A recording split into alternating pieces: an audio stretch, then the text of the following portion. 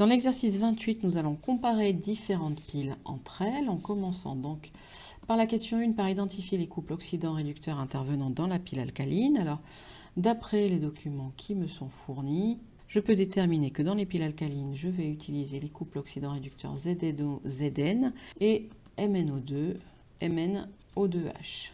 Dans la question 2, est-ce que les constituants de la pile alcaline bouton sont-ils tous en contact? Non, parce que si on avait des réactifs en contact, on a vu en travaux pratiques qu'on ne récupérerait pas les électrons. Donc il faut qu'ils soient dans des cellules séparées. On va écrire l'équation de la réaction de fonctionnement de la pile. Donc pour ça, il faut réfléchir un petit peu. On nous dit que le courant rentre par la borne COM et que la tension est négative. Donc ça veut dire que le courant part de l'électrode de carbone, qui va donc être la borne plus du système, et la borne positive est le siège d'une réduction. L'électrode de zinc, elle, va donc être le siège d'une oxydation. Je vais donc pouvoir écrire déjà cette oxydation de l'électrode de zinc. Alors je vais reprendre les équations qui me sont fournies. Dans le sens oxydation, sur l'électrode de zinc, on va écrire que Zn solide plus 2HO- aqueux va donner ZNO solide plus H2O liquide plus 2 électrons. Et sur l'autre borne, sur l'autre électrode, on a la réduction. Donc là, on va regarder l'équation qui nous est écrite dans le sens qui nous est présenté, vu que c'est un sens de réduction. MnO2 solide plus H2O liquide plus 1 électron va donner MnO2H solide plus HO- aqueux. Et pour additionner ces deux équations, on n'oublie pas de multiplier celle du bas par 2, de façon à avoir bien 2 électrons échangés à chaque fois. Donc ça va nous donner Zn solide plus 2HO- aqueux plus 2 MnO2 plus 2 H2O. Alors on supprime directement les électrons, je sais que j'en ai deux de part et d'autre. Ça va nous donner ZNO solide plus H2O plus 2 MnO2H solide plus 2 HO- aqueux. Alors on a des petites simplifications à faire, on va la réécrire correctement. Donc là j'ai les HO- qui se simplifient. Et là j'ai une molécule d'eau, là j'en ai deux. Donc au final, ma réaction s'écrit sous cette forme.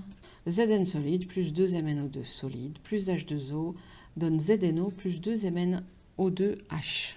Dans la question 4, on va déterminer la capacité électrique de la pile alcaline, sachant qu'on nous donne la masse de zinc, 100 mg, la masse d'oxyde de manganèse, elle, de 300 mg. Donc je sais que cette charge, c'est le nombre d'électrons échangés multiplié par la constante de Faraday. Alors il va falloir qu'on recherche le réactif limitant.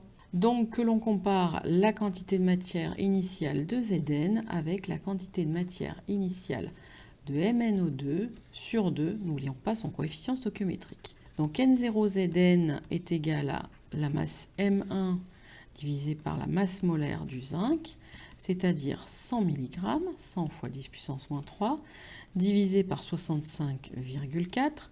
Nous avons donc introduit 1,53 fois 10 puissance moins 3 mol de zinc. La quantité de matière initiale de MnO2 qui a été introduite, elle, c'est la masse M2 divisée par la masse molaire de MnO2, soit 300 mg, 300 fois 10 puissance moins 3, divisé par la masse molaire, 54,9 pour le manganèse, plus 2 fois 16 pour les deux oxygènes, ce qui nous fait 3,45 fois 10 puissance moins 3 mol. Si je divise cette valeur par 2 pour pouvoir comparer, 3,45 fois 10 puissance moins 3 divisé par 2, cela nous donne 1,73 fois 10 puissance moins 3.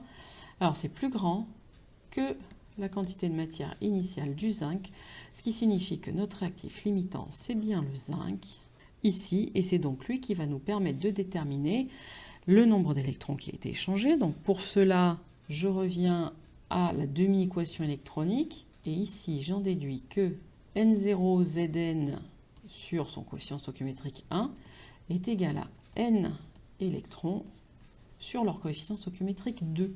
Si je reprends ici, donc le nombre d'électrons échangés est égal à 2 fois la quantité de matière initialement introduite en zinc. Donc notre charge ici Q est égale à 2 fois 1,53 fois 10 puissance moins 3 mol de zinc, mol d'électrons en l'occurrence, multiplié par la constante de Faraday, 9,65 fois 10 puissance 4, ce qui nous fait 295 coulombs. On continue avec la question 5 où on nous demande l'énergie électrique stockée pour 1 g de pile alcaline. Alors en gros ici, on vient de vous faire calculer l'énergie électrique stockée pour 1,5 g. Donc 1,5 g de pile stocke 295 coulombs. Moi je cherche quelle charge stocke 1 g. Cette charge, on va faire 1 fois 295 divisé par 1,5 et ça nous donne 197 coulombs. Je vais pouvoir en sortir l'énergie, vu que l'énergie, je sais que c'est la tension multipliée par Qmax, que je viens de calculer.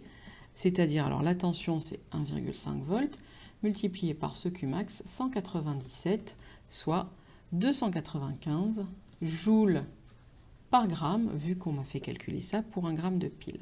Dans la question 6a, on s'intéresse au rôle du lithium. Eh bien, je sais que tous les métaux du bloc S sont des réducteurs.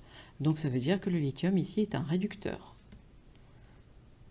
Dans la question B, on vous demande de proposer un élément qui pourrait remplacer le lithium. Eh bien, je sais que tous les éléments de la même famille vont avoir les mêmes propriétés. Donc il me suffit de chercher dans la même colonne. On peut donc proposer le sodium qui est lui aussi dans la colonne 1. Dernière question, on nous demande de justifier pourquoi les piles boutons sont les plus utilisées. Eh bien, si je calcule l'énergie pour une pile lithium, c'est bien U fois Qmax que je divise par la masse pour amener à 1 g. Ça nous fait 3 volts fois 650 coulombs que je divise par 1,8 g. Et on a une énergie de 1083 joules par gramme. Et pour les piles à l'oxyde d'argent, on va faire le même calcul. L'énergie, c'est 1,5 volts que je multiplie par les 470 coulombs de charge et que je divise par 1,3 g de masse et j'ai 542 joules par gramme. Bien, je constate que les piles au lithium stockent beaucoup plus d'énergie par unité de masse. Donc dans une plus petite masse, je vais stocker beaucoup plus d'énergie. Elles vont donc avoir une durée de vie plus longue.